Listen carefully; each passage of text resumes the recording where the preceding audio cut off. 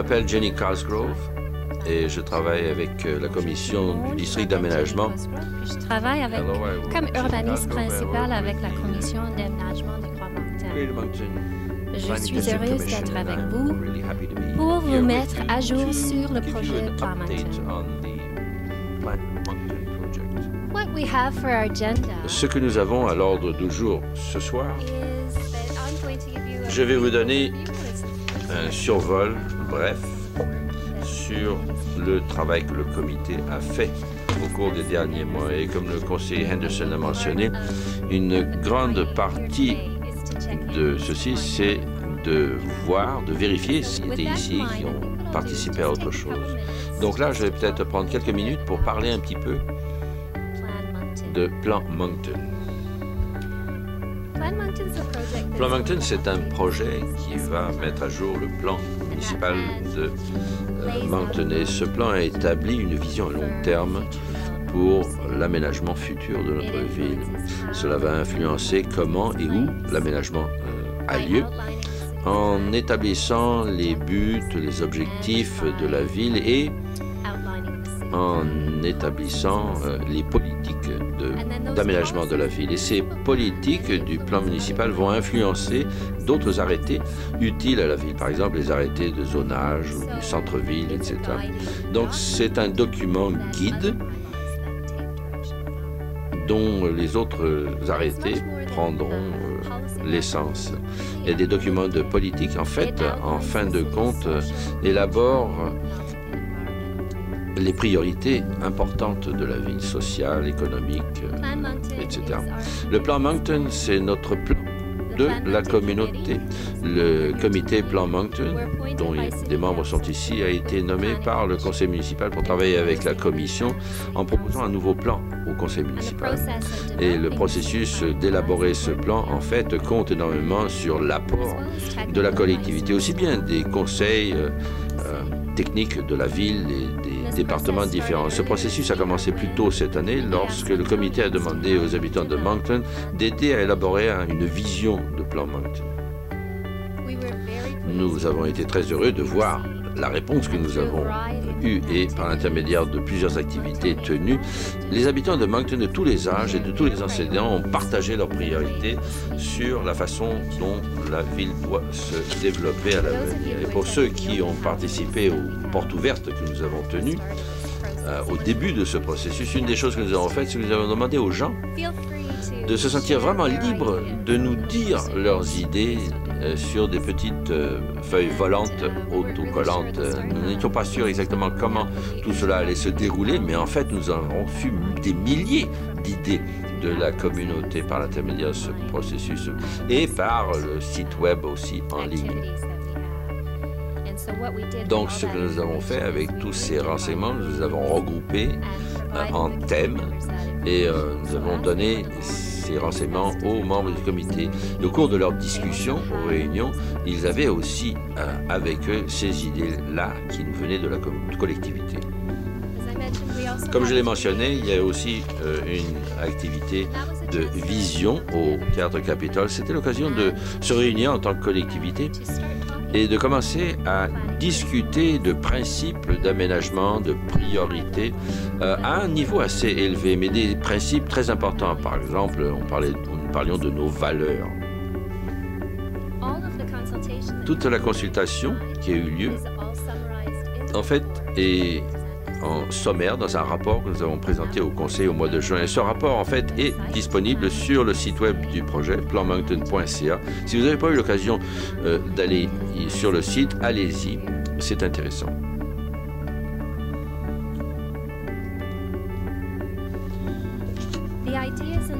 Les idées, la vision de la collectivité qui est sortie de cette consultation, en fait, on pourrait les décrire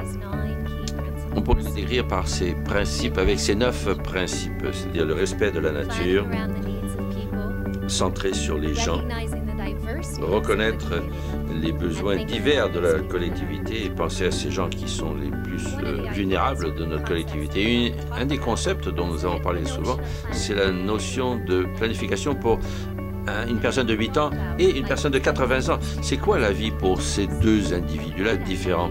alors peut-être qu'on serait capable d'aller voir et peut-être de faire quelque chose qui serait correct pour toutes ces personnes-là de 8 ans à 80 ans.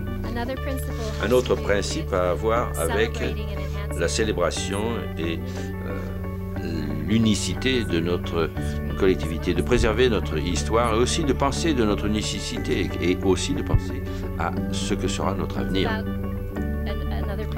Un autre principe, c'est la création d'une ville qui est plus durable, qui est plus piétonne, là où les gens trouvent les choses dont ils ont besoin beaucoup plus près de chez eux, le centre-ville, le centre civique, la ville, et de gérer la croissance correctement et de se concentrer sur ce qui est à long terme important et va apporter toutes sortes de bienfaits à la ville. Nous avons parlé des besoins d'avoir une vision très forte, une vision à long terme et d'une vision qui exige du leadership, de la créativité et des partenariats pour réussir. Ce que je voudrais faire maintenant, c'est se concentrer sur 5 de ces principes clés qui, en fait, parlent de l'utilisation des sols. Et ça, ce sont les 5 thèmes qui se concentrent sur le sondage. Protection de l'environnement, c'est un principe fondamental de Plan Moncton.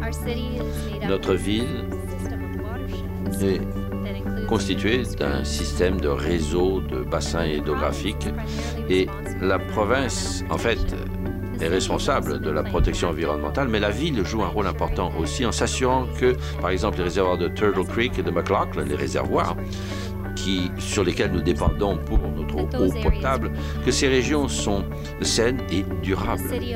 La ville a des milliers d'acres de terres forestières qui permettent des pratiques durables. Et en reliant ces choses-là avec la recherche et l'éducation, la ville aide à créer une meilleure compréhension de l'importance de ces bassins hydrographiques et permet de voir les occasions pour diminuer les impacts négatifs sur ces régions-là. La ville, l'activité de forêt urbaine aussi de la ville, en fait, c'est les parcs, les rues, et la ville a un budget pour planter des arbres. À l'heure actuelle, 300 arbres, nouveaux arbres, en fait, sont plantés chaque année. Et une des choses que nous apprenons par l'intermédiaire de Plan Moncton, c'est l'importance des arbres pour la collectivité, pour beaucoup de raisons. Et nous avons étudié toutes sortes de possibilités pour augmenter la quantité d'arbres qui sont plantés au cours de nouveaux aménagements. Tous ces efforts qui sont en cours, en fait, il a été suggéré aussi de créer un plan de forêt urbaine qui pourrait coordonner et puis qui permettrait d'avoir un plan durable pour les forêts urbaines. La ville récemment a adopté un plan directeur sur les espaces ouverts et il y a un exemplaire dans le foyer. Et un concept clé de ce plan, c'est de créer un système de voies vertes par l'intermédiaire, un système de corridors qui relie et qui préserve les terres humides et les systèmes de cours d'eau que nous avons dans la ville, de même que d'autres aspects naturels de la ville. Et vous aurez l'occasion de voir ce plan-là. C'est un élément important de ce grand casse-tête en matière de création d'une ville plus verte. Les sujets d'énergie et de changement climatique ont été aussi discutés. Ils sont importants et la ville a agi en matière de corporation pour réduire la consommation et pour réduire son empreinte en matière de carbone et puis pour réduire les impacts négatifs du changement climatique. Et des 5 sujets ici, l'énergie, les changements climatiques, en fait, ce sont des sujets qui sont beaucoup plus neufs pour le plan. Dans le sondage, il y a plusieurs idées sur lesquelles nous voudrions avoir vos impressions.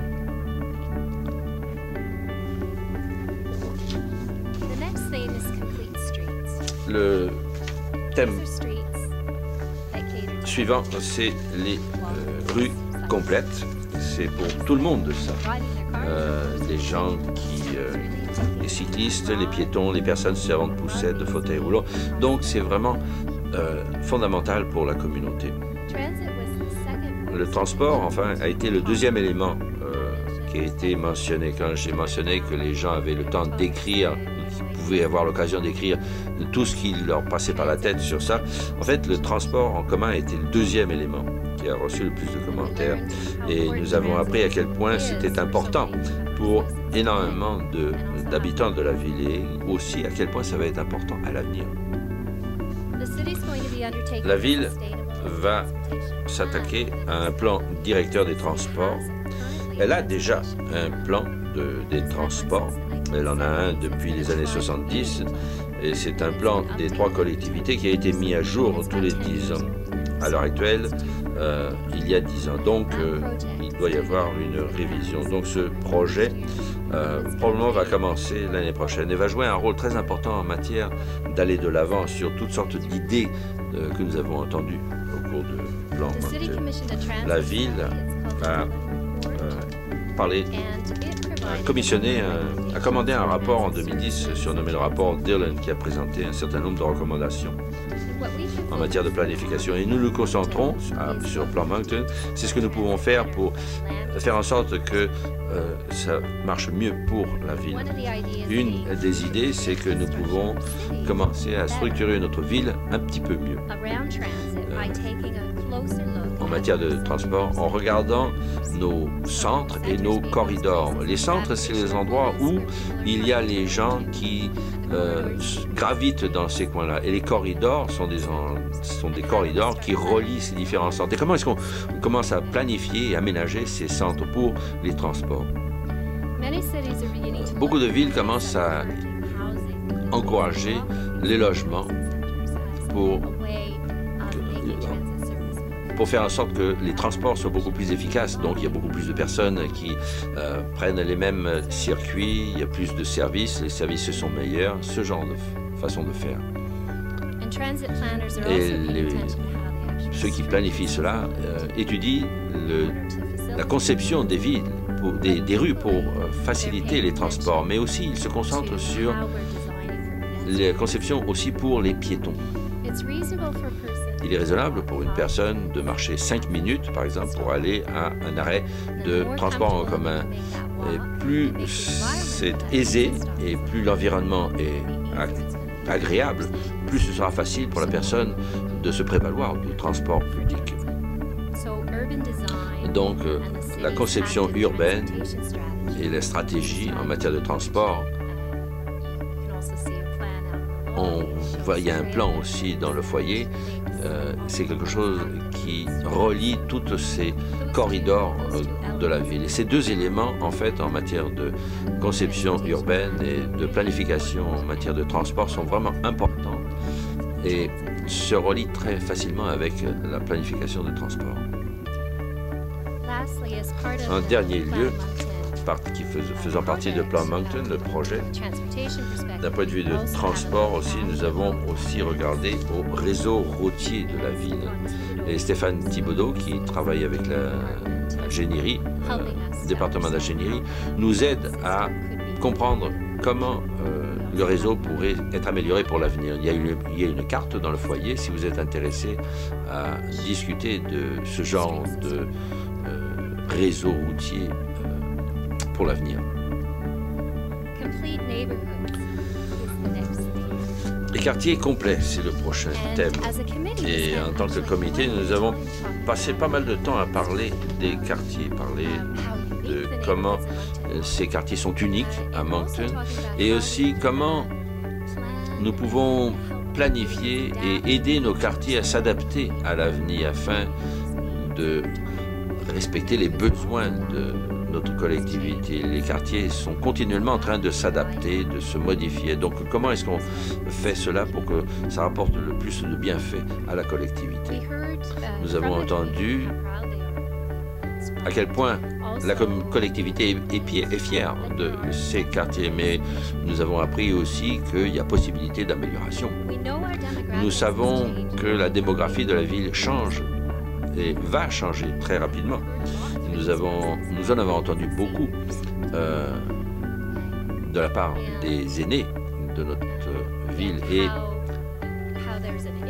comment il y a un intérêt en matière de logement, mais aussi les autres besoins en matière d'appui, de soins et d'accessibilité, par exemple, d'être capable d'aller au magasin à pied, de ne pas se sentir isolé. C'est le genre de discussion qui a eu lieu et que nous avons entendu de la part des aînés. Alors comment on commence à penser à nos quartiers, peut-être d'un point de vue social, pour limiter l'isolement des gens?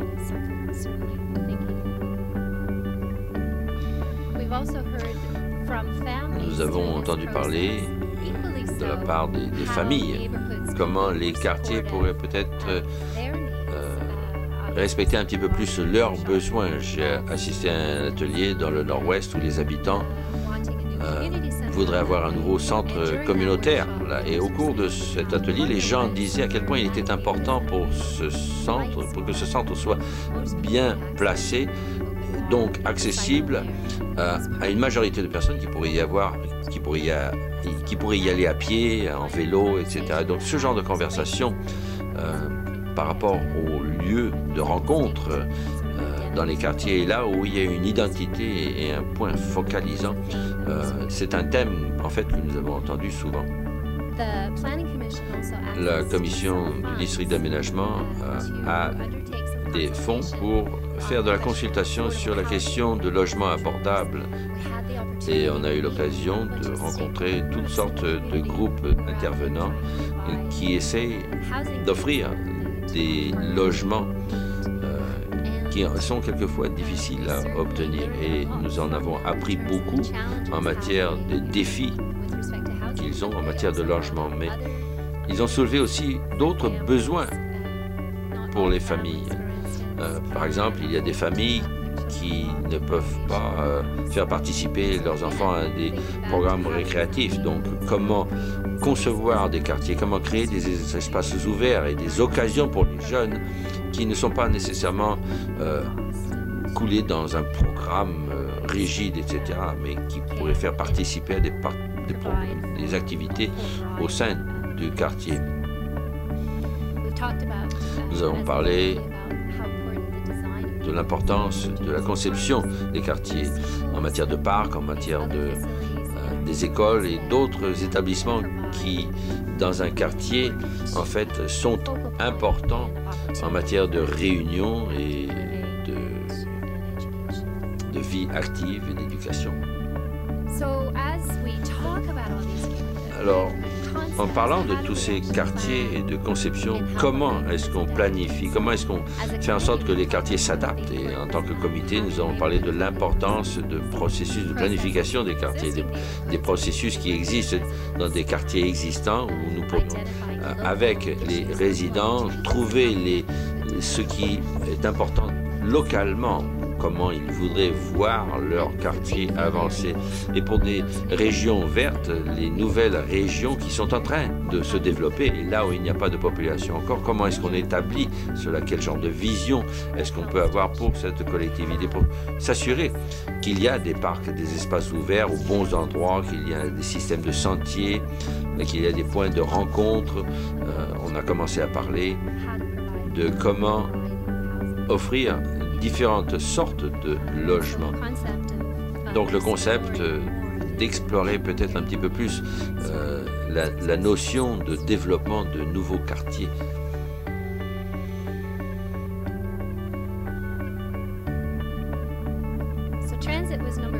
Le transport était numéro 2 et le centre-ville était numéro 1. Le centre-ville, en fait, était le sujet le plus important qui avait été soulevé par l'intermédiaire de ce processus de consultation. Et sans aucun doute, le centre-ville, c'est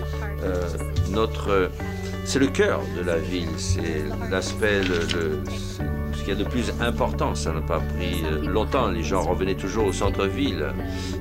Bon, la majorité peut-être se concentrait sur le centre-ville. Il y avait d'autres qui parlaient de chez eux, de la maison. Mais beaucoup des idées qui avaient été partagées, en fait, c'était des idées qui se retrouvent dans le plan. Donc le plan a adopté un plan pour le centre-ville qui fait partie du plan municipal. Et beaucoup des idées, en fait, s'y retrouvent dans ce plan. Et on les retrouve aussi dans le plan culturel. Le plan culturel qui a été adopté par la ville récemment aussi. Donc on dirait que la vision est assez vigoureuse et que le plan est assez fort. Et ce que nous avons entendu, en fait, c'est la mise en œuvre de ces plans et l'importance de cette mise en œuvre. Donc la stratégie du centre-ville, c'est axé sur la création d'un bon environnement pour que la vie ait lieu, se resservir de ces bâtiments qui ne sont pas aussi utilisés qu'ils pourraient l'être, déterminer quels sont les sites où il y a possibilité d'augmenter la densité au centre-ville. L'importance aussi d'élaborer, de faire en sorte qu'il y ait une population urbaine au centre-ville. C'est aussi une question de relier la zone riveraine avec le centre-ville. C'est certainement quelque chose que nous avons entendu par l'intermédiaire de ce processus et qui fait partie de ce plan actuel. Mais il est sûr qu'il faut chercher d'autres occasions aussi, repenser l'utilisation de nos rues et de nos espaces publics au centre-ville à l'avantage des habitants et des visiteurs. Continuer à chercher des occasions de mettre en valeur le centre-ville pour attirer les gens, pour qu'ils puissent passer du temps au centre-ville. La ville et le DMCI, en fait, travaillent assidûment à cette vision du plan et nous voyons des résultats. Nous entendons que les gens sont très contents de, par exemple, voir les progrès qu'il y a sur Saint-Georges. Et aussi, on voit des changements importants le long de la zone riveraine, le long du chemin Assomption. Bien sûr, il reste encore beaucoup de travail à faire. Une des choses que le comité a revues, c'était les limites de planification pour le centre-ville, les limites d'aménagement. Et nous avons un exemplaire, en fait, du plan dans le foyer. Peut-être vous serez intéressé à jeter un coup d'œil. Le comité a regardé les limites politiques de l'idée de se concentrer sur qu'est-ce que ça veut dire en fait le centre-ville, peut-être le différencier, le concept, la conception du centre-ville, le différencier de la conception des quartiers avoisinants. Donc on serait intéressé à avoir une rétroaction de votre part. Et en dernier lieu, un aspect important du plan à voir avec la conception urbaine, le design urbain. C'est important de créer quelque chose d'unique, de plus vert, de plus en santé, plus vibrant, plus prospère. Et le public aussi bien que le secteur public aussi bien que le secteur privé, en fait, on voit des parcs, des espaces verts, c'est là-dessus qu'il faut se concentrer, le réseau des rues, tout ça en vue de voir ces espaces où tout le monde peut participer. Et la vision, en fait, demande au secteur public de faire des partenariats avec des architectes pour élaborer des bâtiments qui vont rendre le centre-ville beaucoup plus beau. Et comme la vision du plan Moncton, rien n'arrive du jour au lendemain. Mais lorsqu'il y a une vision, lorsqu'il y a un plan, lorsqu'il y a une stratégie, lorsqu'il y a des occasions se présentent, alors on sait ce qu'on peut faire avec, on sait comment agir. Donc il est très important d'avoir un plan à long terme et une stratégie.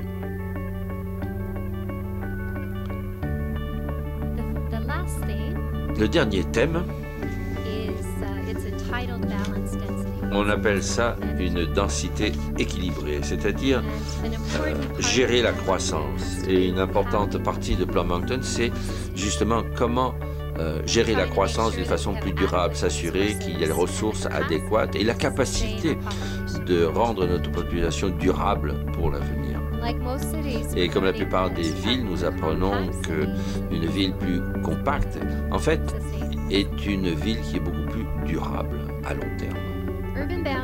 Les limites urbaines sont un outil de planification dont les villes se servent pour créer des villes plus durables et plus compactes. Et il y a des limites comme ça depuis les années 90. Et le plan courant, on en parle des limites du périmètre de viabilité. Et à l'intérieur de ces limites, la densité urbaine et l'infrastructure urbaine, en fait, on encourage à l'extérieur de ces limites. Les lotissements sont réduits à des lots plus large.